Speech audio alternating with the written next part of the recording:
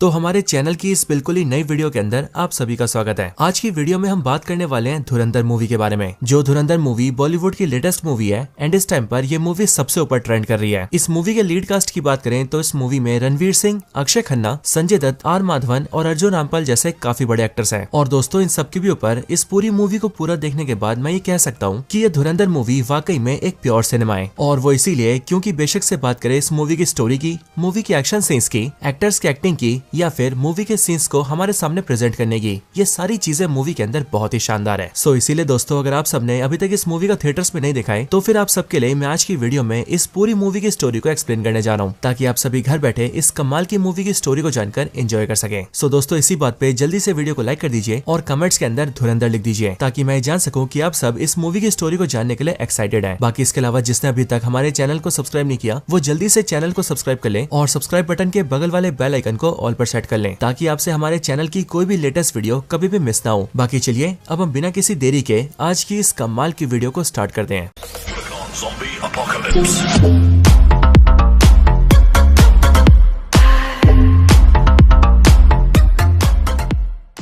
तो दोस्तों धुरंधर मूवी की जो स्टोरी है वो मेनली साल 1999 और साल 2001 में होने वाले टेररिस्ट अटैक्स के ऊपर बेस्ड है। क्योंकि दोस्तों अगर आप सबको इंडिया की हिस्ट्री पता हो तो आप ये जानते होंगे कि साल 1999 और साल 2001 इन दोनों सालों में इंडिया के ऊपर काफी बड़े अटैक्स हुए थे, जिनमें से पहला एक प्लेन हाईजैक था और दूसरा पार्लियामेंट अटैक था। और दोस्तों इन अटैक्स को उन टेररिस्ट ग्रुप्स ने करवाया था जिन्हें पाकिस्तान कंट्री का बैकअप था। लेकिन सारी चीजें जानने के बाद भी इंडिया डायरेक्टली कुछ नहीं कर पाया था और वो इसीलिए क्योंकि उस टाइम पर पाकिस्तान कंट्री को अदर कंट्रीज का काफी ज्यादा सपोर्ट था, स्पेशली यूएसए और गल्फ कंट्रीज का। लेकिन अब क्योंकि इंडिया उस टाइम पर पाकिस्तान से अपने आप को डायरेक्टली प्रोटेक्ट नहीं कर पा रहा था, इसीलिए इंडिया ने स्टार्ट किया मिशन धुरंधर को। और दोस्तों इस पूरी मूवी के अंदर हम इसी मिशन धुरंधर को देखेंगे। सो अगर आप सभी को इस मूवी का कोर कॉन्सेप्ट समझ में आ गया हो तो फिर चलिए मूवी की स्टोरी को स्टार्ट करते हैं। तो दोस्तों धुरंधर मूवी की स्टोरी स्टार्ट होती है 30 दिसंबर साल 1999 से। मूवी के इस पहले सीन के अंदर हम अजय सन्याल से मिलते हैं जो कि इस टाइम पर इंडिया के इंटेलिजेंस ब्यूरो के डायरेक्टर होते हैं एंड इस कैरेक्टर को मूवी के अंदर प्ले किया है एक्टर आर माधवन ने। असल में यहाँ पर हमें पता लगता है कि इस टाइम पर इंडिया से उड़ने वाली फ्लाइट जो कि अफगानिस्तान जा रही थी वो जैसे अफगानिस्तान के कंधार एयरपोर्ट पर पहुंचती है वैसे ही जैश-ए-मोहम्मद नाम का एक पाकिस्तानी टेररिस्ट ग्रुप इसे हाईजैक कर लेता है और इस प्लेन के अंदर जितने भी इंडियन सिविलियंस होते हैं उन सबको हॉस्टेजेस बना लिया जाता है एंड उनकी डिमांड होती है कि वो इंडियन सिविलियंस को तभी छोड़ेंगे जब इंडिया उनके साथी टेररिस्टों को रिलीज कर देगा, क्योंकि इससे कुछ टाइम पहले इंडिया ने कई सारे आतंकवादियों को पकड़ा होता है और ये हाईजैक बेसिकली उन सबको छुड़वाने के लिए होता है। अब यहाँ पर इंडिया के पास कोई ऑप्शन नहीं होता, इसीलिए इंडियन इंटेलिजेंस ब्यूरो के डायरेक्टर यानी कि अजय सन्याल, उस टाइम के रॉ चीफ, फॉरेन मिनिस्टर और इवन प्राइम मिनिस्टर सबके सब उनके आगे झुक जाते हैं और आतंकवादियों की सारी शर्तें मानकर सिविलियंस को छुड़ा लेते हैं। लेकिन दोस्तों ये होने के लगभग 2 साल बाद यानी कि 13 दिसंबर 2001 को एक और बड़ी घटना होती है। इस दिन हम ये देखते हैं कि दिल्ली के पार्लियामेंट हाउस के बाहर एक एम्बेसडर कार में बैठकर 5 आतंकवादी आते हैं और वो फुल स्पीड में पहले तो बैरिकेडिंग तोड़ते हैं एंड फिर पार्लियामेंट के अंदर घुसकर अपने वेपन से आसपास के सारे पुलिस ऑफिसर्स को मार देते हैं और फिर उसके बाद तो पूरे पार्लियामेंट के अंदर हाहाकार मचा देते हैं। हालांकि सही टाइम पर वहाँ पर अजय सन्याल आ जाते हैं एंड वो अपनी टीम के साथ मिलकर उन सारे आतंकवादियों को खत्म कर देते हैं। और जब ये सब होने के बाद इंडिया वाले इस सारे मुद्दे को यूनाइटेड नेशंस एंड यूएस के सामने उठाते हैं, तब तो ना ही इंडिया को यूनाइटेड नेशंस में हेल्प मिलती है, ना ही यूएस हेल्प करता है और ना ही पाकिस्तान के खिलाफ अदर कंट्रीज इंडिया का साथ देती हैं। और रही बात पाकिस्तान की तो उस टाइम पर यूएसए से लेकर बाकी सारी बड़ी कंट्रीज इवन गल्फ की सारी कंट्रीज भी पाकिस्तान के सपोर्ट में होती हैं और इसीलिए पाकिस्तान के मल्टीपल अटैक्स करने के बाद भी इंडिया उन्हें कोई जवाब नहीं दे पाता है। लेकिन अब मानो पानी सर से ऊपर जा चुका था और अब इसीलिए इस पार्लियामेंट अटैक के बाद इंटेलिजेंस ब्यूरो के डायरेक्टर यानी कि अजय सन्याल, रॉ के डायरेक्टर, फॉरेन मिनिस्टर और ऐसे बाकी सारे लोग मिलकर एक हाई लेवल की मीटिंग करते हैं और उस मीटिंग के अंदर ये तय किया जाता है कि अब पाकिस्तान को अंदर से वीक करने का और इंडिया को उससे बचाने का सिर्फ एक ही तरीका है एंड वो तरीका है मिशन धुरंधर। अब दोस्तों ये जो मिशन धुरंधर है ये बेसिकली इंडिया का एक ऐसा मास्टर प्लान है जिसका इस्तेमाल करके इंडिया वाले अपने एक सबसे काबिल एजेंट को पाकिस्तान के अंदर भेजेंगे और फिर उसके इस्तेमाल से पाकिस्तान को इंटरनली वीक करेंगे। और फिर इसीलिए जैसे इस मीटिंग में मिशन धुरंधर को मंजूरी मिलती है वैसे ही मानो ये मिशन स्टार्ट कर दिया जाता है। अब इसके बाद ही सीन शिफ्ट होता है और हम अगले सीन के अंदर अफगानिस्तान में रणवीर सिंह को देखते हैं और हमें पता लगता है कि रणवीर सिंह ही इंडिया का वो एजेंट है जो कि मिशन धुरंधर को पाकिस्तान में ऑपरेट करेगा, यानी कि वही धुरंधर है। अब दोस्तों इस मिशन के स्टार्ट होते हम ये देखते हैं कि रणवीर सिंह जो कि इंडिया का एजेंट है उसका नाम रखा जाता है हमजा अली और इस हमजा अली को सबसे पहले अफगानिस्तान भेजा जाता है, देन उसके बाद वो अपनी आइडेंटिटी एक बलूचिस्तान वाले की बनाता है और उसके जरिए पाकिस्तान में एंटर होता है। अब दोस्तों अगर आप सभी बलूचिस्तान के बारे में नहीं जानते तो मैं आपको बता दूं कि बलूचिस्तान बेसिकली वो रीजन है जो कि पाकिस्तान, अफगानिस्तान और ईरान के बीच में पड़ता है। जैसे कि आप सब इस टाइम पर अपने सामने मैप पर देख सकते हैं। हालांकि मॉडर्न टाइम में बॉर्डर्स की वजह से ये बलूचिस्तान एरिया इन तीनों देशों में आपस में बढ़ चुका है। लेकिन दोस्तों एक्चुअल में बलूचिस्तान के अंदर जो भी लोग रहते हैं उनसे पाकिस्तानी लोग नफरत करते हैं। इवन बलूचिस्तान का जो पार्ट पाकिस्तान में भी आता है उस पार्ट के लोगों से भी बाकी लोग काफी नफरत करते हैं और इसीलिए बलूचिस्तान के अंदर काफी सारे रेबल्स हैं जो कि हर टाइम अपने आप को पाकिस्तान से आजाद करने की कोशिश करती है, जिसके रिस्पॉन्स में बलूचिस्तान के बलूच रेबल्स एंड पाकिस्तान की मिलिट्री और आईएसआई इनके बीच हमेशा लड़ाई रहती है। और इस लड़ाई और झड़प के अंदर आईएसआई और पाकिस्तानी मिलिट्री वाले आए दिन बलूचिस्तान के रेबल्स को मारते ही रहते हैं। और दोस्तों मैंने आपको यहाँ पर बलूचिस्तान की हिस्ट्री भी इसीलिए बताई है क्योंकि रणवीर सिंह यानी कि हमजा अली एक बलूचिस्तान का बलूच रेबल बनकर अंदर आया है एंड मूवी में उसकी बलूच वाली आइडेंटिटी उसके मिशन में काफी बड़ा रोल प्ले करने वाली है। अब दोस्तों रणवीर सिंह यानी कि हमजा अली जैसे पाकिस्तान के अंदर एंटर होता है वैसे वो एंटर होते ही सीधा कराची में आता है और कराची के अंदर भी वो सीधा लियारी में आता है। अब दोस्तों ये जो लियारी है ये कराची के अंदर एक काफी पॉपुलर टाउन है और अब क्योंकि ये लियारी टाउन मूवी के लिए सबसे ज्यादा इंपॉर्टेंट है इसीलिए आप इस टाउन के बारे में ध्यान से जानना। अब रणवीर सिंह जैसे लियारी टाउन के अंदर आता है वैसे वो वहाँ पर एक इंडिया के दूसरे एजेंट से मिलता है जो एजेंट काफी सालों से यहाँ पर एक जूस की दुकान चला रहा था और उस एजेंट के साथ यहाँ पर 2-3 एजेंट्स और थे जो कि सब मिलकर काम किया करते थे और यहाँ से मिलने वाली सारी इन्फॉर्मेशन वो इंडिया तक पहुँचाते थे। लेकिन अब ये सब लोग धुरंधर मिशन को पूरा करने के लिए हमजा की हेल्प करेंगे। अब यहाँ पर जब हमजा इस दूसरे एजेंट से मिलता है यानी कि जो कि पाकिस्तान में यहाँ पर जूस की दुकान चला रहा है तब उससे मिलने के बाद वो हमजा की हेल्प करता है और उसने बेसिकली सालों से इस पूरे टाउन के बारे में क्या क्या जाना है वो सारी बातें हमजा को बताता है। वो हमजा को बताता है कि हमने इस पूरे मिशन के लिए पाकिस्तान के इस लियारी टाउन को इसलिए चुना है क्योंकि ये पूरा लियारी टाउन अपने आप में एक अलग ही साम्राज्य है और इसीलिए जो इस पूरे लियारी को रूल करता है उसका राज पूरे कराची पर होता है और जो पूरे कराची को रूल करता है उसका राज पूरे पाकिस्तान पर होता है एंड इसीलिए लियारी पर जिसकी पकड़ उसकी पकड़ पूरे पाकिस्तान पर। ये एजेंट रणवीर सिंह को यानी कि हमजा को ये बताता है कि इस पूरी लियारी के अंदर टोटल 3 डॉन है जिन तीनों डॉन के नाम है अरशद पप्पू, बाबू डकैत और तीसरा रहमान डकैत जिसे रहमान बलूच भी कहा जाता है। और वो इसीलिए क्योंकि तीसरा डॉन यानी कि रहमान बलूच एक बलूचिस्तान फैमिली से बिलोंग करता है और इसीलिए रहमान बलूच बलूचिस्तान के लोगों को सपोर्ट करता है और हमेशा उन्हीं के हक की बात करता है। बाकी दोस्तों जो रहमान बलूच है जिसे रहमान डकैत भी कहा जाता है वो दूसरे डॉन यानी कि बाबू डकैत का नाजायज बेटा है। लेकिन बड़े होकर जैसे रहमान डकैत को ये पता लगा कि बाबू डकैत उसका नाजायज बाप है वैसे ही उसने अपनी मदर को जान से मार दिया। बाकी दोस्तों इस पूरी लियारी टाउन के अंदर जो रहमान डकैत है वो पूरे 1/3 हिस्से को रूल करता है और बाकी बचे हुए 2/3 हिस्सों को रूल करते हैं बाबू डकैत और अरशद पप्पू। और रहमान डकैत से निपटने के लिए ये बाबू डकैत और अरशद पप्पू दोनों मिलकर काम करते हैं। अब यहाँ लियारी के अंदर हमजा का ये प्लान होता है कि अब क्योंकि वो एक बलूच बनकर आया है इसीलिए वो रहमान डकैत की गैंग में घुसेगा और गैंग में घुसने के लिए उसे बहुत ही जल्दी मौका भी मिलने वाला है। अब ऐसा इसीलिए क्योंकि रहमान डकैत के 2 बेटे हैं, एक बेटा 8 से 10 साल का है और दूसरा बेटा 19-20 साल का है। और ये जो रहमान डकैत का बड़ा बेटा है इसके दोस्त की कुछ ही दिन बाद शादी होने वाली है और अब क्योंकि शादी में रहमान डकैत का बेटा शामिल होने वाला है इसीलिए अरशद पप्पू और बाबू डकैत का ये प्लान है कि वो अपने आदमियों को भेजकर रहमान डकैत के बड़े बेटे को जान से मार देंगे। अब इंडिया के एजेंट्स इस बारे में सबको जान जाते हैं और इसीलिए उन्हें पता होता है कि कुछ दिनों बाद होने वाली शादी में रहमान डकैत के बड़े बेटे को मारा जाएगा और फिर इसीलिए हमजा और बाकी एजेंट्स ये प्लान करते हैं कि वो लोग उसी फायरिंग के अंदर रहमान डकैत के बड़े बेटे की जान बचाएंगे और ये चीज दिखाकर रहमान डकैत के सामने हीरो बन जाएंगे। यानी कि ऐसा करके वो लोग रहमान डकैत का भरोसा जीत लेंगे और उसकी गैंग में बड़े आराम से शामिल हो जाएंगे। अब इसके बाद जिस दिन शादी होती है उस दिन हमजा और बाकी सारे एजेंट्स उस शादी के अंदर वेटर का काम करते हैं क्योंकि उन्हीं की दुकान को वहाँ पर खाने का कॉन्ट्रैक्ट मिला होता है। और फिर इसीलिए उसके कुछ टाइम बाद ही रहमान डकैत के बेटे की एंट्री होती है। लेकिन हमजा और बाकी एजेंट्स देखते हैं कि वहाँ पर रहमान डकैत का बेटा अकेला नहीं आया बल्कि वो वहाँ पर अपने छोटे भाई को भी लाया होता है। और इसीलिए हमजा और बाकी एजेंट्स ये सोचकर परेशान हो जाते हैं कि अब जो फायरिंग होने वाली है उसमें दोनों बेटों को कैसे बचाया जाए। हालांकि उनके इतना सोचते ही वहाँ पर कई सारे गनमैन आते हैं जो कि एक्चुअल में बाबू डकैत और अरशद पप्पू के आदमी होते हैं और वो पूरी शादी के अंदर फायरिंग स्टार्ट कर देते हैं। लेकिन हमजा और उसके एजेंट्स मिलकर रहमान डकैत के दोनों बेटों को बचा लेते हैं। लेकिन तब भी एट द एंड वो सारे गुंडे मिलकर रहमान डकैत के बड़े बेटे को गोलियों से छन्नी कर देते हैं और उसे जान से मार देते हैं। अब ये देखकर हमजा और बाकी एजेंट्स को कुछ समझ नहीं आता क्योंकि उनका पूरा मिशन फेल हो चुका था क्योंकि उनका तो प्लान ही यही था कि रहमान डकैत के बड़े बेटे पर जब हमला हो तब वो लोग उसे हमले से बचा ले और रहमान डकैत के सामने भरोसा जीत ले। लेकिन यहाँ पर वो लोग रहमान डकैत के बड़े बेटे को बचाने में फेल हो चुके हैं। लेकिन अब इसके बावजूद भी हमजा हार नहीं मानता और वो नया तरीका निकालता है। अब एक्चुअली में उसने छोटे बेटे की जान तो बचाई होती है और अब इसीलिए वो छोटे बेटे के सामने ये तमाशा करता है कि वो बड़े बेटे की जान बचाने की कोशिश कर रहा है। वो जल्दी से बड़े बेटे की लाश को उठाता है और उसे हॉस्पिटल लेकर जाता है एंड डॉक्टर्स के सामने चिल्लाते हुए कहता है कि जल्दी से वो लोग इसका इलाज कर दें। लेकिन एज ऑफ कोर्स उसकी जान चली जाती है। अब रहमान डकैत को जैसे इस बारे में पता लगता है वैसे वो अपने आदमियों के साथ सीधा हॉस्पिटल आता है और हॉस्पिटल आकर वो सबसे पहले अपने छोटे बेटे से मिलता है जिसके बाद ही उसका छोटा बेटा उसे सारी कहानी समझाते हुए कहता है कि जब उसके और उसके बड़े भाई पर हमला हुआ तब हमजा नाम के इस आदमी ने हम दोनों की जान बचाने की कोशिश की और जब बड़े भाई को गोली लगी तो यही हॉस्पिटल लेकर भी आया। इन बातों को सुनने के बाद रहमान डकैत पहले तो अपने बेटे की लाश देखता है और उसे देखकर काफी रोता है। लेकिन फिर उसके बाद वो हमजा से मिलता है और अपने छोटे बेटे की जान बचाने के लिए उसे शुक्रिया अदा करते हुए कुछ पैसे देने की कोशिश करता है। लेकिन हमजा पैसा लेने से मना करता है और वो रहमान डकैत से कहता है कि वो उसे अपना हीरो मानता है। असल में वो भी रहमान डकैत की तरह एक बलूच है और जिस तरह से रहमान डकैत बाकी सारे बलूचों के हक के लिए खड़ा होता है वो देखकर हमजा को बहुत ही ज्यादा अच्छा लगता है और इसलिए वो भी रहमान डकैत की गैंग में आना चाहता है और उसके साथ काम करना चाहता है। अब दोस्तों हमजा ने अब तक जो भी कुछ किया था उससे उसने रहमान डकैत का भरोसा तो जीत ही लिया था, साथ ही उसने पैसे ना लेकर रहमान डकैत को ये भी दिखा दिया कि उसे पैसों का कोई लालच नहीं है। एंड अब इसीलिए रहमान डकैत हमजा को गैंग में शामिल कर लेता है और उसे धीरे धीरे करके अपने गैंग की सारी जानकारी देने लगता है। लेकिन दोस्तों अब यहीं पर ही रहमान डकैत ये प्लान करता है कि अब वो बाबू डकैत को जान से मार देगा, क्योंकि उसी के आदमियों ने उसके बड़े बेटे की जान ली है। लेकिन दोस्तों रहमान डकैत कुछ करता कि उससे पहले हम ये देखते हैं कि उसी हॉस्पिटल के अंदर रहमान डकैत से मिलने के लिए लियारी टाउन का पॉलिटिशियन आता है और ये पॉलिटिशियन बेसिकली वहाँ का MP MLA टाइप का होता है और इस पॉलिटिशियन ने इस पूरे लियारी टाउन के अंदर रहमान डकैत को अपना सपोर्ट दिया होता है। ये यहाँ पर आकर रहमान डकैत के बेटे की लाश देखता है और रहमान डकैत को भरोसा देता है और उसके साथ ही वो रहमान डकैत को ये भी समझाते हुए कहता है कि अभी इलेक्शंस बहुत पास आने वाले हैं, इसलिए अभी वो कोई भी कदम न उठाए और बाबू डकैत के ऊपर कोई अटैक न करे, क्योंकि ऐसा करने की वजह से इलेक्शंस में वो हार सकता है और अगर इलेक्शंस में वो हार गया तो फिर रहमान डकैत का भी काफी नुकसान होगा। अब दोस्तों ये बात बोलकर वो पॉलिटिशियन रहमान डकैत को रोक तो देता है, लेकिन फिर इसके बाद से रहमान डकैत हर रोज अपने आप में ही जलने लगता है और वो ये सोचने लगता है कि वो कैसे अपने बेटे की मौत का बदला लेगा। अब ऐसे एक दिन गुस्से में आकर रहमान डकैत अपने सारे आदमियों को बिठाता है, जिसमें हमजा भी शामिल होता है और फिर वो उन सबसे कहता है कि अभी हमें क्या करना चाहिए, क्या हमें बाबू डकैत से बदला लेना चाहिए या फिर नहीं। ये बात सुनकर रहमान डकैत के सारे आदमी उसे रुकने के लिए कहते हैं और वो रहमान से कहते हैं कि इलेक्शंस होने दिया जाए, उसके बाद ही कोई कदम उठाया जाए, क्योंकि उनके लिए इलेक्शन जीतना काफी ज्यादा जरूरी है। अगर वो लोग इस टाइम पर कुछ भी करते हैं तो इलेक्शंस में उनकी हार हो सकती है, यानी उनके नेता की हार हो सकती है, जिस वजह से न सिर्फ उनका सपोर्ट छिनेगा बल्कि उनकी फंडिंग भी रुक जाएगी। लेकिन दोस्तों इन सब के बाद रहमान डकैत हमजा से पूछता है कि आखिरकार उन्हें क्या करना चाहिए, जो सुनकर हमजा सबसे अलग जवाब देता है और वो रहमान डकैत से कहता है कि अगर मैं आपकी जगह होता तो मैं अपने बेटे की मौत का बदला जरूर लेता। असल में बाबू डकैत ने इस टाइम पर जो भी कुछ किया है वो उसने सोच समझ कर किया है। उसने इलेक्शंस के ठीक पहले आपके बेटे की जान ली है ताकि आप ये सोचकर बैठ जाएं कि इलेक्शंस आने वाले हैं और आप उस पर हमला न करें। लेकिन मैं कहूं तो यही आपकी भूल होगी, क्योंकि एक्चुअली में इस टाइम पर वो बेफिक्र होगा और उसे अंदाजा भी नहीं होगा कि आप उस पर हमला कर सकते हैं। इसके साथ ही रही बात इलेक्शंस को जीतने की, तो अगर आप उस पर हमला नहीं करते हैं तो इलेक्शंस तो आप वैसे भी हार जाएंगे, और ऐसा इसीलिए क्योंकि आपके बेटे की जान लेकर और आपको इस तरह इलेक्शंस तक चुप बिठाकर उसने साबित कर दिया है कि बाबू डकैत रहमान डकैत से काफी ज्यादा पावरफुल है और रहमान डकैत के अंदर अब कोई पावर नहीं बची। और इसीलिए अगर आप मेरी माने तो आपको बाबू डकैत को इसी टाइम पर खत्म करना चाहिए, जिससे कि न सिर्फ आपका बदला पूरा होगा बल्कि पूरी लियारी के अंदर ये मैसेज जाएगा कि इस पूरे रीजन में रहमान डकैत से ऊपर कोई भी नहीं है। अब रहमान डकैत हमजा की बात से एग्री होता है और इसलिए वो प्लान करता है कि अब वो बाबू डकैत एंड उसकी पूरी गैंग पर अटैक करेगा और उन सबको खत्म करेगा। अब ऐसा करने के लिए वो लोग पूरी प्लानिंग करते हैं और बारी बारी करके बाबू डकैत के सारे बंदों की फील्डिंग सेट करते हैं एंड फिर एक ही बार में वो सारे के सारे आदमियों को खत्म करते हैं। और रही बात बाबू डकैत की, तो उसे हमजा, रहमान डकैत और रहमान डकैत का खास आदमी जो कि उसका कजन भी होता है जिसका नाम उजैर होता है, वो सब मिलकर उसे खत्म करते हैं, जिसमें कि वो सब लोग बाबू डकैत को टक्कर मार के नीचे गिराते हैं और फिर रहमान डकैत बाबू डकैत को लोहे से पीट पीट कर जान से मार देता है और फिर इस तरह से रहमान डकैत अपने बेटे की मौत का बदला लेता है। अब इसके बाद ही इलेक्शंस होते हैं और इलेक्शंस में हम ये देखते हैं और उस पूरे इलेक्शंस के अंदर इस पॉलिटिशियन की, जिसका नाम जमील जमाली है, वो पूरे बहुमत के साथ जीत जाता है। लेकिन दोस्तों जब पॉलिटिशियन जमील जमाली की जीत होती है और उसे उसकी विक्ट्री स्पीच के लिए बुलाया जाता है, तब उस टाइम पर पब्लिक को देखकर वो ये समझ जाता है कि लियारी की जितनी भी जनता है वो उससे ज्यादा रहमान डकैत को पसंद करती है और इसीलिए अगर कल को रहमान डकैत पॉलिटिक्स में आ गया तो फिर उसकी कुर्सी खतरे में आ सकती है। अब दोस्तों रहमान डकैत इस टाइम पर काफी ऊपर आ चुका था, क्योंकि उसने अपने दो दुश्मनों में से एक बाबू डकैत को खत्म कर दिया था। वो पूरे लिहारी का सबसे बड़ा डॉन बन चुका था और साथ ही साथ उसकी पॉपुलैरिटी भी इतनी ज्यादा बढ़ चुकी थी कि वो बड़े आराम से अब नेता भी बन सकता था। इसके साथ ही रही बात हमजा की, तो अब हमजा रहमान डकैत का सबसे खास बन चुका था। लेकिन हमजा जो कि अपने मिशन पर था, उसे हम ये देखते हैं कि वो पॉलिटिशियन जमील जमाली के इसी विक्ट्री स्पीच के मौके पर उसकी बेटी से मुलाकात करता है और वो धीरे धीरे करके उसे इम्प्रेस कर लेता है, क्योंकि हमजा ये जानता था कि पॉलिटिशियन जमील जमाली की जो बेटी है वो उसके मिशन में उसके काफी काम आ सकती है। अब दोस्तों इन सब के बाद पॉलिटिशियन जमील जमाली को जिस बात का डर होता है वही होता है, यानी कि पाकिस्तान के जो बड़े बड़े बिजनेसमैन अपने फायदे के लिए जो अब तक जमील जमाली को सपोर्ट किया करते थे, वो अब रहमान डकैत से मुलाकात करते हैं और उसे सपोर्ट करने की बात करते हैं, क्योंकि अब पूरे लिहारी के अंदर रहमान डकैत से ज्यादा पकड़ और किसी की मजबूत नहीं है, पॉलिटिशियन जमील जमाली की भी नहीं। लेकिन दोस्तों जैसी जमील जमाली को ये बात पता लगती है, वैसे उसके मन में रहमान डकैत के लिए बहुत ज्यादा नफरत भर जाती है और वो कुछ भी करके रहमान डकैत को दबाने की कोशिश में लग जाता है। अब इसके बाद ही रहमान डकैत और इन दोनों बिजनेसमैन की मीटिंग फिक्स होती है, जहाँ पर हमें पता लगता है कि ये दोनों बड़े बिजनेसमैन भाई है जिन्हें कहा जाता है खन्नानी ब्रदर्स। ये दोनों एक्चुअली में पाकिस्तान में काफी उल्टे सीधे काम करते हैं और इन तरीकों से काफी पैसा कमाते हैं, जैसे कि हवाला के जरिए ब्लैक मनी को व्हाइट करना और फेक इंडियन नोट्स को छापकर इंडिया में सप्लाई करना। हालांकि दोस्तों इन सब के बीच हम ये भी नोटिस करते रहते हैं कि जो रणवीर सिंह है यानी कि हमजा, वो अपने बाकी सारे एजेंट्स के साथ मिलकर जो भी बड़ी जानकारी मिलती है उसे इंडिया भी पहुंचाता है और अब तक उसे सबसे बड़ी जानकारी ये मिली होती है कि पाकिस्तान के दोनों बिजनेसमैन भाई यानी कि खन्नानी ब्रदर्स इंडिया के फेक 500 और 1000 के नोट्स को छापकर इंडिया में सप्लाई करते हैं और इंडिया की करेंसी को वीक करके इंडिया को नुकसान पहुंचाते हैं। हालांकि दोस्तों इसके बाद अगले सीन में हम ये देखते हैं कि रहमान डकैत, हमजा, उजैर और अपने कुछ खास आदमियों के साथ मिलकर खन्नानी ब्रदर्स से मीटिंग करने आता है, जहाँ पर खन्नानी ब्रदर्स उसे मिलवाते हैं ISI के हेड से। ये एक्चुअली में ISI का एक बहुत ही बड़ा एजेंट होता है जिसका नाम होता है मेजर इकबाल। और दोस्तों इस मेजर इकबाल को मूवी के अंदर प्ले किया है अर्जुन रामपाल ने। एंड सही बताऊं तो मूवी में इनकी एक्टिंग मुझे सबसे आइकॉनिक लगी। ये आईएसआई का मेजर इकबाल यहाँ पर रहमान डकैत से मीटिंग करता है एंड वो उससे कहता है कि उसे रहमान डकैत से बहुत सारे वेपन्स चाहिए, लेकिन बात यह है कि उसे वो सारे वेपन्स चाहिए जो कि रशिया और अमेरिका बनाता है, क्योंकि एक्चुअली में उसका ये प्लान है कि वो रशियन और अमेरिकन मेड्स वेपन्स को लेगा, उन वेपन्स को अपने देश के टेररिस्ट ग्रुप्स को देगा और उन टेररिस्टों के जरिए इंडिया के अंदर टेरर को बढ़ावा देगा, जैसे कि सिविलियंस को मारना, बॉम्ब ब्लास्ट करना और इस तरह के बाकी सारे काम। अब दोस्तों इस मीटिंग में बैठे हुए सभी लोगों को ये पता होता है कि इस तरह के सारे रशियन और अमेरिकन मेड वेपन्स जो है वो उन सबको बलूचिस्तान से मिल सकते हैं, क्योंकि बलूचिस्तान के हेड के पास ये सारे वेपन्स का एक्सेस है। लेकिन दोस्तों अब क्योंकि आईएसआई और बलूचिस्तान के रेबल्स के बीच हमेशा दुश्मनी रहती है और वो आए दिन बलूच रेबल्स को मारते रहते हैं, इसलिए आईएसआई डायरेक्टली उनसे डील नहीं कर सकता और इसीलिए आईएसआई का मेजर इकबाल ये चाहता है कि रहमान डकैत उनके लिए बलूच रेबल से डील करे और वो सारे वेपन्स लाकर उन्हें दे, बदले में वो जितना पैसा बोलेंगे वो उन्हें देने को राजी है। और दोस्तों रहमान डकैत भी इसीलिए क्योंकि रहमान डकैत खुद ही एक बलूच था, वो अपनी गैंग में बलूचों को रखता था और साथ ही साथ वो बलूच रेबल्स के लिए काफी काम करता था एंड इसीलिए जितने भी बलूचिस्तान के बलूच रेबल्स हैं वो सभी रहमान डकैत को एक मसीहा की तरह देखते हैं और उसे काफी सम्मान करते हैं, जिस वजह से रहमान डकैत को वो लोग वेपन्स के लिए कभी मना नहीं करेंगे। अब रहमान डकैत इस डील को हाँ कर देता है, जिसके बाद ही रहमान डकैत अपने आदमियों के साथ मिलकर सीधा बलूचिस्तान जाता है और वहाँ पर बलूच रेबल्स के हेड से मिलता है और उनसे हथियारों के लिए डील कर लेता है, जिसके बाद वो बलूच रेबल्स का हेड भी उन्हें सारे हथियार सप्लाई कर देता है, जिसके बाद बहुत सारे अमेरिकन और रशियन मेड वेपन्स रहमान डकैत के पास आ जाते हैं, जिन्हें वो आगे चलकर सौंपने वाला है आईएसआई के मेजर इकबाल को। हालांकि दोस्तों इसी बीच हम पॉलिटिशियन जमील जमाली से मिलते हैं, जो कि पूरी तरह से प्लान कर चुका था कि उसे रहमान डकैत को रास्ते से हटाना है, क्योंकि रहमान डकैत की बढ़ती पॉपुलैरिटी और पावर बहुत ही जल्दी उससे उसकी कुर्सी छीनने वाली है। अब ऐसा करने के लिए वो एसपी चौधरी को मिलने बुलाता है और दोस्तों हमें पता लगता है कि एसपी चौधरी और कोई नहीं बल्कि एक्टर संजय दत्त है। हमें पता लगता है कि एसपी चौधरी असल में पुलिस में एसपी है, लेकिन 5 साल पहले जमील जमाली ने उसे सस्पेंड करवा दिया था और वो भी इसीलिए क्योंकि ये बहुत ज्यादा ईमानदार था और ये अपने पूरे इलाके में गुंडागर्दी को खत्म करके रखता था। लेकिन अब क्योंकि जमील जमाली ये चाहता है कि उसके इलाके से रहमान डकैत मारा जाए और गुंडागर्दी खत्म हो जाए, इसीलिए वो एसपी चौधरी को अपने पास बुलाकर उससे कहता है कि वो उसकी पोस्टिंग फिर से लियारी में कर रहा है ताकि वो रहमान डकैत को खत्म कर दे, यानी कि उसका एनकाउंटर करके ये दिखाए कि वो मारा गया। लेकिन दोस्तों एसपी चौधरी जमील जमाली से ऐसा करने से मना कर देता है और वो इसीलिए क्योंकि वो जमील जमाली से कहता है कि लियारी के अंदर जितनी भी पुलिस है वो पूरी की पूरी पुलिस रहमान डकैत की जेब में है, इसीलिए अगर मैं रहमान डकैत को पकड़ने या उसका एनकाउंटर करने पुलिस वालों को लेकर भी जाऊंगा तो वो मेरी पुलिस से मुझे ठुकवा देगा और इसीलिए मैं चाहता हूँ कि मुझे खुद की टीम दी जाए, जिस टीम के बंदे मैं खुद ही चुनूंगा। साथ ही साथ लियारी में मेरा खुफिया ऑफिस होगा जिसके बारे में किसी को पता नहीं होगा। अगर आप ये सब एग्री करते हैं तो मैं पोस्टिंग लेने के लिए हाँ बोलता हूँ। पॉलिटिशियन जमील जमाली एसपी चौधरी की शर्त मान जाता है और वो उसे उसकी स्पेशल टास्क फोर्स देता है, जिसकी हेल्प से एसपी चौधरी रहमान डकैत को पकड़ के उसका एनकाउंटर कर सकता है। अब दोस्तों इन सब के बीच ही हमजा और जमील जमाली की बेटी की लव स्टोरी चल रही होती है और इसीलिए जब एक दिन वो दोनों साथ बैठे होते हैं तब उस टाइम पर ही हमजा एसपी चौधरी की फोटो देख रहा होता है, क्योंकि उसकी पोस्टिंग लियारी टाउन के अंदर फिर से कर दी गई है। लेकिन एसपी चौधरी की फोटो देखकर जमील जमाली की बेटी हमजा से कहती है कि वो इसको पहले से जानती है, क्योंकि ये आदमी उसके फादर से मिलने उसके घर अक्सर आता है। इस बात को सुनते हमजा ये समझ जाता है कि कुछ ना कुछ तो गंडगोल चल रहा है और इसीलिए वो जमील जमाली की बेटी से कहता है कि अगली बार वो जब भी आए तब वो उसके बारे में सारी बातें सुने और हो सके तो रिकॉर्ड भी कर ले, जो सुनकर जमील जमाली की बेटी हमजा को हाँ बोल देती है। बाकी दोस्तों कहानी में आगे हम ये देखते हैं कि रहमान डकैत ने बलूच रेबल से जो भी हथियार उठाए थे, यानी कि जो भी रशियन और अमेरिकन मेड हथियार उठाए थे, वो उन सबको ले जाकर आईएसआई को देता है और आईएसआई के मेजर इकबाल के हाथों में सौंपता है। इन हथियारों को लेकर मेजर इकबाल उन सबको बताता है कि असल में अब वो इन सारे हथियारों का इस्तेमाल इंडिया में करेगा और ऐसा करने के लिए वो काफी सारे आतंकवादियों को बुलाता है और उन सारे हथियारों को उन्हें सौंप देता है, जिसके बाद वो सबके सामने ही बताता है कि अब उनका ये प्लान है कि अब वो बहुत ही जल्द सीधा पानी के रास्ते हुए इंडिया में घुसेंगे और इंडिया में बहुत ही बड़े बड़े टेरर अटैक्स करेंगे, ऐसे अटैक्स जिससे इंडिया पूरी तरह से टूट जाएगा। अब इन सभी के बीच बैठकर जैसे हमजा ये सारी बातें सुनता है वैसी वो जल्दी से इंडिया के अंदर ये सारी खबरें भेज देता है, जिसके बाद इंडिया के इंटेलिजेंस वाले इन सारी बातों को जान तो जाते हैं, लेकिन अब हम उनकी लापरवाही कहें या फिर उनकी इनएफिशिएंसी, वो किसी भी टेरर अटैक को रोकने में नाकामयाबी रहते हैं। क्योंकि असल में दोस्तों इस टाइम पर मेजर इकबाल जिस टेरर अटैक को प्लान कर रहा था वो टेरर अटैक था साल 2008 में होने वाला 26/11, और जैसा कि हम सब जानते ही हैं कि इंडियन इंटेलिजेंस 26/11 के अटैक को रोकने में फेल हो गई थी। हालांकि दोस्तों इस टाइम पर हमजा अपना काम पूरा करता है और वो इंटेलिजेंस जल्दी से इंडिया भेज देता है और इंडिया की सारी इंटेलिजेंस टीम को ये बात तो बता ही देता है कि आने वाले टाइम में पाकिस्तान इंडिया में काफी बड़े बड़े टेरर अटैक्स करवाने वाला है। लेकिन दोस्तों इतने में हम लिहारी सिटी के अंदर ये देखते हैं कि पॉलिटिशियन जमील जमाली एसपी चौधरी के जरिए अपना काम करवाना स्टार्ट कर देता है और वो प्लान स्टार्ट कर देता है रहमान डकैत का एनकाउंटर करने का। ऐसा करने के लिए वो सबसे पहले रहमान डकैत के घर के अंदर जो नौकर होता है उसके जरिए रहमान डकैत के छोटे बेटे के खाने में कुछ उल्टा सीधा मिलवा देता है, जिसे खाकर रहमान डकैत के छोटे बेटे की हालत बहुत खराब हो जाती है और इसीलिए रहमान डकैत जल्दी जल्दी में अपनी वाइफ के साथ अपने बेटे को गाड़ी में लेता है और बहुत ही कम आदमियों के साथ सीधा हॉस्पिटल निकल जाता है और फिर इस तरह से वो एसपी चौधरी के ट्रैप में फंस जाता है, क्योंकि फिर रास्ते में एसपी चौधरी उसे पकड़ लेता है और वो उसे अरेस्ट करके अपनी गाड़ी में बैठा कर ले जाता है। अब जाहिर है यहाँ पर एसपी चौधरी का यही प्लान था कि वो दिखाएगा तो यही कि वो रहमान डकैत को अरेस्ट करके पुलिस थाने ले जा रहा है, लेकिन रास्ते में रहमान डकैत ने भागने की कोशिश की, जिसके रिस्पॉन्स में उसने रहमान डकैत का एनकाउंटर कर दिया। लेकिन दोस्तों अब इसी बीच ये सारी खबर हमजा, उजैर और रहमान डकैत के बाकी साथियों को मिलती है। लेकिन खबर जानने के साथ ही हमजा को जमील जमाली की बेटी का फोन आता है, जो कि उसे एक वीडियो भेजकर दिखाती है कि उसने अपने फादर और एसपी चौधरी की बातचीत को रिकॉर्ड रिकॉर्ड कर लिया है। अब इस वीडियो रिकॉर्डिंग में हमजा ये देखता है कि पॉलिटिशियन जमील जमाली, एसपी चौधरी और अरशद पप्पू तीनों बैठकर मीटिंग कर रहे हैं। और इस वीडियो के अंदर हमें साफ दिखता है कि पॉलिटिशियन जमील जमाली एसपी चौधरी से कहता है कि तुम रहमान डकैत को पकड़कर उसे एनकाउंटर में जान से मार दो। इस तरह से वो रास्ते से हट जाएगा। बाबू डकैत ऑलरेडी मर चुका है और फिर इसीलिए पूरा एरिया अरशद पप्पू का होगा, जिसके बाद से अरशद पप्पू जमील जमाली के हिसाब से काम करेगा। क्योंकि दोस्तों आप सबको तो ये पता ही होगा कि अक्सर बहुत से पॉलिटिशियंस होते हैं जो कि गुंडों को अपने सपोर्ट में तो रखते हैं, लेकिन वो ये नहीं चाहते कि कोई भी गुंडा उनके ऊपर जाए। और अब क्योंकि रहमान डकैत काफी ज्यादा पॉपुलर हो चुका था और वह जमील जमाली से ऊपर जा चुका था, इसीलिए जमील जमाली अब उसे रास्ते से हटाना चाहता है एंड अपने काम अरशद पप्पू से करवाना चाहता है। और अब इसीलिए रहमान डकैत के मरने से इन तीनों का काम आसान हो जाएगा। जमील जमाली की कुर्सी बची रह जाएगी, अरशद पप्पू को पूरे लियारी का कंट्रोल मिल जाएगा और एसपी चौधरी जो कि रहमान डकैत को बहुत टाइम से निपटाना चाहता है वो उसे निपटा देगा। लेकिन दोस्तों हमजा को जैसी वीडियो मिलती है वैसी वो वीडियो देखने के बाद ही जमील जमाली की बेटी को अपने घर जाने के लिए कहता है और वो उसे अपने घर में बुला के उसका फोन बंद करवा देता है ताकि वो अपने फादर से कांटेक्ट न कर पाए। एंड देन इसके बाद ही हमजा जमील जमाली को वीडियो भेजता है और वो उससे कहता है कि वो उसके पूरे प्लान को जान चुका है। अगर उसने रहमान डकैत की डेथ को नहीं रुकवाया तो वो उसकी वीडियो वायरल कर देगा और न्यूज में डाल देगा, जिसके बाद उसकी रेपुटेशन गिर जाएगी और उसकी कुर्सी भी चली जाएगी। और अगर वो ऐसा नहीं चाहता तो वो रहमान डकैत की डेथ को रुकवा दे। अब ये सुनकर पॉलिटिशियन जमील जमाली काफी डर जाता है और इसीलिए वो एसपी चौधरी को फोन करके कहता है कि वो रहमान डकैत के एनकाउंटर को रोक दे। लेकिन एसपी चौधरी उसकी बात मानने से मना कर देता है एंड वो कहता है कि वो रहमान डकैत को मार कर ही रहेगा। ये बात सुनकर जमील जमाली जल्दी से बात हमजा को बताता है और फिर इसीलिए हमजा दूसरा तरीका लगाता है एंड वो जमील जमाली से कहता है कि वो उसे एसपी चौधरी का खुफिया ऑफिस बताए। क्योंकि दोस्तों जमील जमाली की बेटी के जरिए हमजा को उस ऑफिस के बारे में पता चल चुका था। वो जमील जमाली के मुंह से जल्दी से एसपी चौधरी के खुफिया ऑफिस का पता ढूंढता है और अपने सारे आदमियों को लेकर सीधा वहां पहुंचता है और वहां के सारे पुलिस ऑफिसर्स को बहुत बुरी तरह से मारता है एंड उन सब के ऊपर पेट्रोल डाल देता है। और फिर वो एसपी चौधरी को वीडियो कॉल करके बताता है कि अभी अगर उसने रहमान डकैत को नहीं छोड़ा तो फिर वो इस ऑफिस में मौजूद 40 से भी ज्यादा ऑफिसर्स को जान से मार देगा। अब अपने ऑफिसर्स को बचाने के लिए एसपी चौधरी रहमान डकैत को छोड़ देता है और वो रहमान डकैत को हमजा के हाथों में सौंप देता है। लेकिन दोस्तों अब इन सब के बाद वो दिन आता है जिस दिन इंडिया में 26/11 का अटैक हुआ था, यानी कि 26 नवंबर साल 2008। और इस दिन आईएसआई वाले स्पेशली मेजर इकबाल इंडिया में अपने आतंकवादियों के जरिए इस अटैक को करवा देता है और वो टीवी पर इस पूरे अटैक को सबको दिखाता है। लेकिन दोस्तों जैसे 26/11 के टेरर अटैक को हमजा देखता है वैसे वो अंदर से बहुत ज्यादा टूट जाता है, क्योंकि उसने इस अटैक को रोकने के लिए सारी की सारी खबरें इंडिया तक पहुंचा दी थी। लेकिन तब भी वो देखता है कि इंडिया की इंटेलिजेंस इस अटैक को रोक नहीं पाई और उसके देश को इतना बड़ा नुकसान झेलना पड़ा। और इसीलिए इस अटैक को देखकर हमजा भी अंदर से बहुत ज्यादा दुखी हो जाता है। लेकिन फिर इसके बाद वो इतने ज्यादा गुस्से में आता है कि अब वो ये ठान लेता है कि अब वो कुछ भी करके इन सबको खत्म करेगा और वो इस पूरी लियारी का कंट्रोल अपने हाथों में लेगा एंड पूरे पाकिस्तान को अपने घुटनों पर लाकर खड़ा करेगा। लेकिन जाहिर सी बात है दोस्तों हमजा ऐसा काम बल से नहीं बल्कि अकल से ही कर सकता है। और अब इसीलिए वो सबसे पहले प्लान बनाता है रहमान डकैत को रास्ते से हटाने का एंड पूरी लियारी पर कंट्रोल करने का। अब ऐसा करने के लिए वो पॉलिटिशियन जमील जमाली से मिलता है एंड वो उससे कहता है कि मैं जानता हूँ कि तुम रहमान डकैत को रास्ते से हटाना चाहते हो और अब बात यह है कि इस काम में मैं तुम्हारा साथ दूंगा। हमजा जमील जमाली से कहता है कि तुम्हारी बेटी मुझसे प्यार करती है, इसलिए तुम उससे मेरी शादी करवा दो, जिसके बाद मैं तुम्हारा दामाद बन जाऊंगा और फिर तुम्हारा दामाद बनने के बाद हम लोग सब मिलकर रहमान डकैत को रास्ते से हटा देंगे और उसे जान से मार देंगे, जिसके बाद पूरी लियारी पर मेरा कंट्रोल होगा। और अब क्योंकि मैं तुम्हारा दामाद हूँ इसीलिए मेरे जरिए तुम्हारा कंट्रोल होगा, यानी कि अगर पावर आती भी है तो वो हमारे परिवार में आएगी, यानी कि तुम्हारे हाथ में। अब पॉलिटिशियन जमील जमाली को हमजा की बात ठीक लगती है और इसीलिए वो उससे अपनी बेटी की शादी करवाता है, उसे अपना दामाद बनाता है एंड फिर उसके और एसपी चौधरी के साथ मिलकर ये प्लान बनाता है कि अब वो सब लोग मिलकर रहमान डकैत को रास्ते से हटाएंगे। अब इसके आगे चलकर आईएसआई का मेजर इकबाल रहमान डकैत से और भी कई सारे वेपन्स मंगवाता है एंड इसीलिए वो लोग डिसाइड करते हैं कि वो लोग वेपन्स को बहुत ही जल्दी उन्हें सौंप देंगे। लेकिन अब जिस दिन उन्हें वेपन्स की डिलीवरी लेने होती है उसी दिन रहमान डकैत को एक पानी के डैम का उद्घाटन करना होता है और इसीलिए वो उद्घाटन करने जाता है एंड उसी बीच डिलीवरी के लिए हमजा, उजैर और बाकी सारे साथियों को भेज देता है, जिस वजह से आज के दिन रहमान डकैत के साथ बहुत ही कम लोग रह जाते हैं और इसीलिए आज का ये दिन हमजा के लिए परफेक्ट होता है रहमान डकैत को मरवाने के लिए। और फिर इसीलिए वो एसपी चौधरी से बोलकर रहमान डकैत की पूरी फील्डिंग सेट करवा देता है और रहमान को गाड़ी में बिठाकर जंगल के रास्ते से सीधा सुनसान सड़क पर ले जाता है। अब एक ही दिन इतनी सारी अजीब चीजों को देखकर रहमान डकैत को डाउट हो जाता है और इसीलिए वो हमजा से गाड़ी रोकने के लिए कहता है एंड उसके बाकी साथियों को बुलाने के लिए कहता है। लेकिन हमजा उसकी बात नहीं मानता और वो गाड़ी कंटिन्यूसली चलाता है, जो चीज देखकर रहमान डकैत ये समझ जाता है कि वो उसे धोखा दे रहा है और हो ना हो वो उसे मरवाना चाहता है, जिस वजह से रहमान डकैत चलती गाड़ी में ही हमजा के ऊपर अटैक कर देता है। लेकिन तब भी हमजा किसी तरह से गाड़ी को आगे ले जाता है और गाड़ी को ठोक देता है एंड खुद गाड़ी से निकलकर भाग जाता है, जिसके बाद एसपी चौधरी एंड उसकी पूरी टास्क फोर्स की टीम वहां पर आती है और वो रहमान डकैत एंड उसके साथ के 1-2 आदमियों पर अटैक कर देते हैं। लेकिन दोस्तों इस शूट आउट के होने के बाद भी रहमान डकैत जल्दी से भागते हुए जंगल में घुस जाता है और सीधा हमजा का पीछा करता है ताकि वो उसे मारकर अपना बदला ले सके। बाकी इधर इतने में हम ये देखते हैं कि एसपी चौधरी की पूरी टीम मिलकर रहमान डकैत के साथियों को जान से मार देती है और फिर इसीलिए एसपी चौधरी भी रहमान डकैत के पीछे जाता है, यानी कि सबसे आगे आगे हमजा, उसके पीछे रहमान डकैत और रहमान डकैत के पीछे एसपी चौधरी। जिसके बाद जंगल में हम ये देखते हैं कि एसपी चौधरी और रहमान डकैत की भिड़ंत होती है और इस भिड़ंत के बीच ही हमजा वहां पर आता है, जिसके बाद ही वो दोनों मिलकर रहमान डकैत पर भारी पड़ते हैं और at the end SP Chaudhary Rahman डकैत के गले में गोली मारता है। और फिर यहीं पर ही हमें ये भी पता लगता है कि एसपी चौधरी ने रहमान डकैत की सर की बजाय उसके उसके गले पर वो भी साइड में गोली क्यों मारी। इसी टाइम पर एक फ्लैशबैक आता है, जिस फ्लैशबैक में हम ये देखते हैं कि प्लानिंग के टाइम पर ही हमजा ने एसपी चौधरी से कहा था कि जब वो लोग रहमान डकैत को पकड़ लेंगे और उसे मारने वाले होंगे तब एसपी चौधरी को उसे गोली तो मारनी है, लेकिन मेक श्योर ये करना है कि गोली लगने के बाद भी रहमान डकैत आधे घंटे तक जिंदा रहे। और दोस्तों वो किस लिए, वो हमें आगे पता लगता है। एक्चुअली में जैसी रहमान डकैत के गले में गोली लगती है वैसे हमजा अपना प्लान स्टार्ट करता है और वो रहमान डकैत को अपने कंधे पर डालता है और रास्ते में एक रिक्शा को रुकवाकर सीधा हॉस्पिटल जाता है और वो रिक्शा वाले के सामने ऐसा दिखाता है कि रहमान डकैत को एसपी चौधरी ने गोली मारी है और वो यानी कि हमजा उसकी जान बचाने की कोशिश कर रहा है। साथ ही साथ वो रास्ते में उजैर को भी फोन कर देता है और वो सारे साथियों को भी यही कहानी सुनाता है कि एसपी चौधरी ने भाई को गोली मार दी है और मैं उन्हें हॉस्पिटल लेकर जा रहा हूँ। इसके बाद वो उसे हॉस्पिटल लेकर पहुंचता है, लेकिन एज ऑफ कोर्स हॉस्पिटल पहुंचते पहुंचते रहमान डकैत की जान चली जाती है। लेकिन यहाँ पर हमजा का प्लान पूरी तरह से कामयाब रहता है, क्योंकि इसके आगे सारे न्यूज चैनल्स पर यही न्यूज चलती है कि एसपी चौधरी ने रहमान डकैत को गोली मारी और हमजा ने उसकी जान बचाने की कोशिश की। और फिर ये चीज दिखाकर हमजा पूरे लियारी सिटी के अंदर हीरो बन जाता है और वो किसी को भी इस बात की भनक भी नहीं होने देता कि उसने खुद नहीं रहमान डकैत को मरवाया है। अब दोस्तों ये मूवी एंडिंग में आ जाती है, जहाँ पर हमें फिर से इंडिया का सीन दिखाया जाता है और हमें पता लगता है कि आखिरकार हमजा है तो है कौन। और फिर हम ये जानते हैं कि हमजा का असली नाम जसकीरत सिंह रंगी है, जो कि एक ऐसा आदमी है जो कि अपनी पूरी फैमिली को खो चुका है एंड उसे खुद को भी फांसी की सजा होने वाली थी। लेकिन फिर उस टाइम पर ही आईबी का डायरेक्टर यानी कि अजय संगाल उससे मिलता है और वो उसे देश के काम आने का मौका देता है, जिसे जसकीरत सिंह अपना लेता है और फिर वो इंडिया का एजेंट बनके पाकिस्तान के अंदर मिशन धुरंधर को पूरा करता है। लेकिन दोस्तों अब ये कहानी यहीं पर खत्म होती है, बट मूवी के खत्म होने के साथ ही हमें बताया जाता है कि अभी ये मूवी तो खत्म है बट इस मूवी की स्टोरी नहीं। और ऐसा इसीलिए क्योंकि अगले साल के मार्च महीने के अंदर इस मूवी का सेकंड पार्ट आएगा एंड उसी के अंदर इस धुरंधर की पूरी स्टोरी खत्म होगी। बाकी दोस्तों आपको इस मूवी की स्टोरी कैसी लगी या मुझे कमेंट्स में जरूर बताना, और अगर आपको वीडियो पसंद आई हो तो वीडियो को लाइक करना। मैं जल्दी मिलता हूँ आपसे ऐसी किसी और बेहतरीन वीडियो में, तब तक के लिए गुड बाय।